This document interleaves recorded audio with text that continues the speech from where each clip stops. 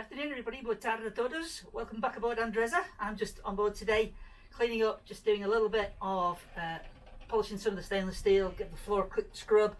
We're going out tomorrow, taking some friends out with us, and to probably go to Ferragudo. We may not, we may go to Benagil, it depends what the ocean's like. But we've got a few people on board, people you've not seen before. A couple of them you have maybe a year ago, some new people, even I've only just met them, so taking them out for the day. Anyhow, here today, thought I'd do a quick Q&A with you and a quick announcement for you as we promised earlier in the year.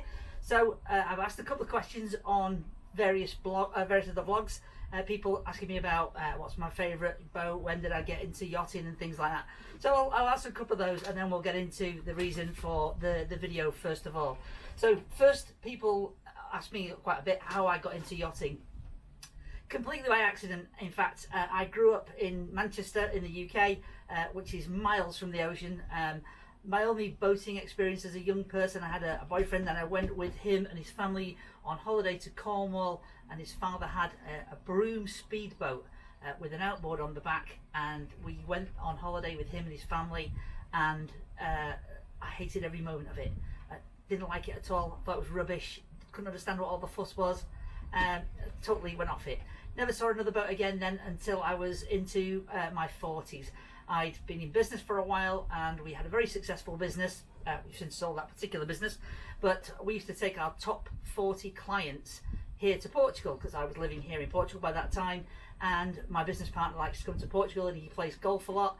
So we would bring our 40 top clients, 40 men, and he would take them all playing golf, and 20 men, he would take them all playing golf, and 20 women, and that would be down to me then to entertain these women. So what can you do? So I thought, I know, we went and had to the spa, a couple of spa days. We got a Michelin starred chef to teach us how to make pasta in his restaurant and things like that. And then I thought, yeah, about a couple of boats. I'll charter a couple of boats. So I chartered two Sunseekers, actually no, one Sunseeker and one Fairline 48 Gran Turismo. Beautiful boats, both of them, for the day. Piled the girls on board and off we set out for a great day. We had a wonderful day on board. We were driving back and one of the captains, his name was Vasco, and if you're watching this, Vasco, see you every now and then, asked me if I'd like a go at the helm. I said, yeah, sure, I'll have a go. Wow, that was it. I was hooked. A week later, I'd bought my first boat, Malaika. I literally went back, scoured the pages of every yachting sales thing I could find online, found the boat I wanted, and a week later I owned it. Simple as that. I couldn't get it fast enough and never looked back since. I had Malaika for just under 5 years before I changed her and bought Andresa. These days I can't imagine myself without a boat. It's just not something I could do without in my life. I absolutely love it.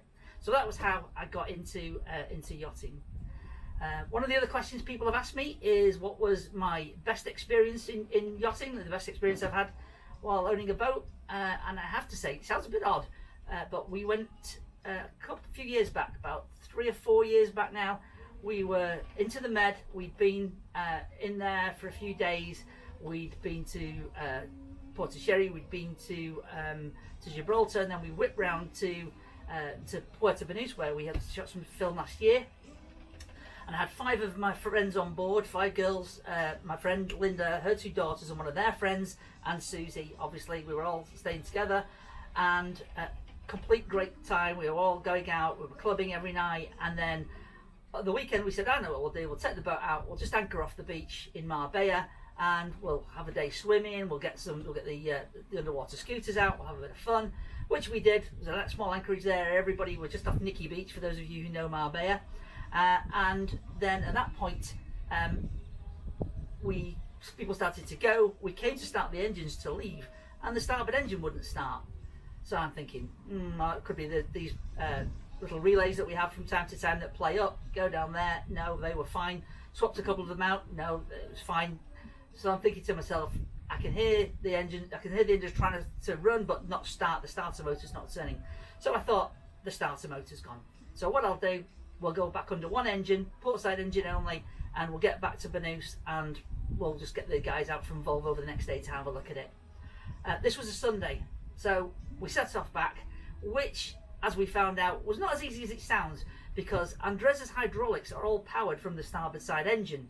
So if there's no redundancy. So if the starboard side engine isn't running, you've got no power steering.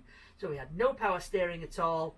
One engine going, fighting the rudder all the way, because the boat and the single engine is trying to straighten the rudder all the time, and you're pulling it back and pulling it back, trying to make it work. So we got it back under one engine, crawling along at displacement speeds, and it was a journey that should have taken us about 15 minutes to 20 minutes, and it took us about an hour and 20 minutes to get it back in. And when we came back in, there was like a 20-mile-an-hour crosswind across the marina at Banús.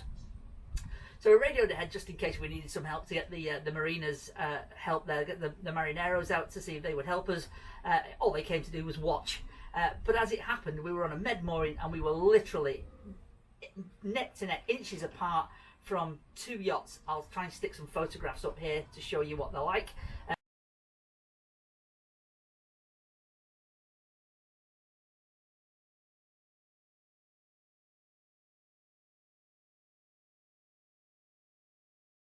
On either side, one was a Pershing that was there. I can't remember what the other one was, but two very nice yachts, and I put it in there with one engine in a crosswind and just the stern thruster going, and we managed to nudge it in absolutely perfectly. All the marineros were like, they came to watch the girls crash the boat. Didn't happen. Absolutely great experience. But that wasn't the greatest experience, because what happened then when we got the guys out to try and change the motor after lots of fun, and me telling the guy straight away it's the starter motor, he decided he was going to carry out a full engine diagnostic. And after about 3 hours in the sweltering heat in the middle of the Spanish summer, he came up and said, I think it's the starter motor. And we said, we did tell you that, but there you go. So he had to order a new starter motor, which meant we had to wait for it to come from Barcelona, which meant we were stuck for 3 days, even though I'd paid an expedited delivery for the starter motor. We had to wait 3 days extra in Banús, and the girls started to panic. A couple of them had to go get back to work, so they're trying to arrange trains, etc., to get back to Portugal. We're going, girls, you don't have to go anywhere. We're staying on a boat. We're in Marbella. What are you doing? But no, they all went, and Susie and I stayed on board. We had an absolutely fantastic time. We met a couple of the captains off the super yachts who just discharged the crew. We ended up in a little crew bar drinking with them all, getting terribly drunk and drinking far too much, and they were working the next day. We were all right. Susie and I got a lie-in, but it was absolutely a great day. And on the way back, they finished fitting it around about 2:30 in the afternoon. And I said to Susie, if they finish at lunchtime, we'll set off back, we'll pack up, refuel at Gibraltar, and we'll go straight across in the dark. Having never navigated a yacht before in my life in the dark, that was the very first time I ever did it. So we plotted it out on the charts. We plotted it out on the chart plotter already, so just in case. So it all went wrong, and we decided that that's what we were going to do, and we did that exactly. We left Gibraltar just as it started to come to twilight, and we hit the Atlantic, the Gulf of Cadiz, right in the middle of it. We were right across the middle in the dark. In fact, that footage that's on the end of my videos, Susie shot that on that day with the sun going down on Andresa's bow, heading due west as the sun's touching the ocean, right in the middle of the Gulf of Cadiz. Absolutely brilliant experience. The other question was, what's the worst? I would say the worst, it was when I first bought Andresa, and we left Palma. I bought her in Palma, Mallorca. We came back from Palma. We went to Palma to Ibiza, stayed overnight in Ibiza. That was great. There to Cartagena, filled up in Cartagena, left Cartagena. We were going to refill in Agua Dulce and head from Agua Dulce then to Benalmádena before going to Gibraltar and then back to Portugal. We left, as I say, we left Cartagena early. We got into Agua Dulce, and as anyone who knows what the Spanish are like, they go on lunchtime for 3 hours, about 1 o'clock, and we got in there just before, so we couldn't refuel. We had to wait till nearly 3 o'clock before they could refuel, by which time the wind had started to lift a little bit, but it wasn't forecast to do anything spectacular, so we decided to set off. About halfway out, this humongous storm hit us, and the waves were enormous. Luckily, the wind was following us, the waves were following us, but when you looked at the front of the boat, you couldn't see the sky for the waves. They were that high. They were higher than Andresa's roof, and you just couldn't see the sky. And when you look behind, because we were in the troughs, all you could see was waves again. You couldn't see the sky, maybe a little line at the back. And it was like that for about 3.5, 4 hours, because we had to slow right down and just track with the waves. And when we got into Ben Al Madin and the marineros asked us where we'd come from, and we told them, they went, "Are you crazy?" Through that we went, "Yeah, we are." But we survived it. It had its moments, I must admit, but that was a baptism of fire. And if she can survive that, she can survive more or less anything. So that was one. Last question I'll deal with is somebody asked if money was no object, what boat would I buy? I did do a piece for Nick Burnham in Motorboat and Yachting magazine, where I did my fantasy fleet in the background, and nothing's changed on that. If I had endless money, I wouldn't buy a massive big super yacht unless I can sail it myself. I'm not really that bothered about it. I might go and charter one for a couple of weeks and have that experience, but I wouldn't want to keep one and have to sail it about myself. If I'm going to sail something, I want a yacht that I can use myself and I can navigate myself. And I'll give you the same answer I gave to Nick. I would buy absolutely a Pershing 82.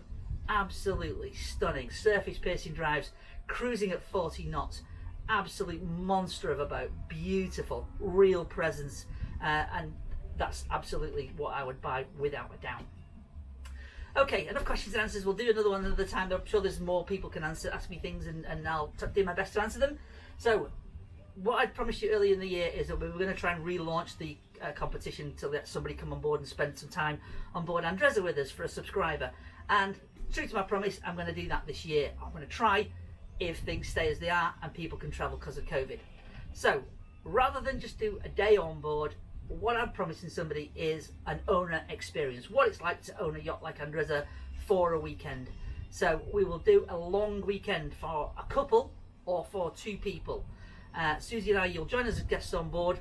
We will collect you from the airport if you're flying in specifically for this, or if you're staying in Portugal for a holiday, we'll arrange transport for you from your hotel to Andreza. You'll stay on board. We will put you in the master cabin. I'll clear my rubbish out of the bathroom, and you can get your stuff in there, and you'll spend the first 2 nights on board Andreza. Day one, we will track down somewhere to find a nice bay that we can stay at anchor overnight. We'll have lunch in a beach bar or a beachside restaurant at anchor, come back, spend the day lazing on board, doing a little sunbathing, drink some champagne maybe, and then we'll have dinner on board at night, and we'll spend the night at anchor on board Andreza. Next day we'll wake up, we'll get some breakfast on board at anchor. Absolutely brilliant experience waking up with the ocean just lapping past you, and a nice fresh breeze in the morning just to lift you up. We'll then set off to a new beach. We'll find a new place for you. Maybe we'll take you to the caves. Maybe we'll take you down and watch some of the windsurfers at Alvor or something like that. But when we're done in the afternoon, we'll spend again the day swimming in the ocean, playing around. We'll get you about. We'll do some lunch on board, and then in the late afternoon, we'll head into Villamora. We'll spend the night in Villamora Marina overnight. We'll have dinner, all expenses paid. Dinner in a beautiful, beautiful quayside restaurant overlooking the super yachts in Villamora, and we'll have a few drinks and maybe a wander around some of the great watering holes that are in Villamora. At that point then, we'll retire, we'll spend another night on board, wake up the next day, get you some breakfast, and then once you're settled, we will then return you either back to your hotel or back to the airport at the appropriate time so that you can catch a flight if you're flying out. The only thing you would need to have to pay for would be your flights here, or if you're coming on holiday here, you've already got that. Timing wise, I'm going to need to do this between the 1st of August and the 30th of September. So any weekend I can work around you guys. And the way to do this is to email me owner experience and email me lusoyachting@gmail.com saying that you'd like to do it. Please guys, if you're not going to come, don't send the email, but if you want to come, please feel free to send the email. I will pick a winner out, as I did last time, randomly from a set of envelopes that are unmarked, and see who we get, and then we will arrange with you. Make sure you've got a contact number on there, although I can email you back, and we can then arrange what weekend will fit in for you. You'll see what it's like to own a yacht like Andreza, because you'll be treated as if you're the owner. We'll literally run around after you, and we'll take you all the places that you like to see, places that you see in our videos, and some of the great experiences that Portugal and the Algarve has to offer. If you've not been before, it'll be a great experience, I'm sure. If you have been before, then you know what an amazing place it is. So I've been cleaning the decks. I'm going back to hoovering downstairs now. I need to vacuum the bottom out and things like that, so and polish some of the woodwork. See you next time guys. Bye for now.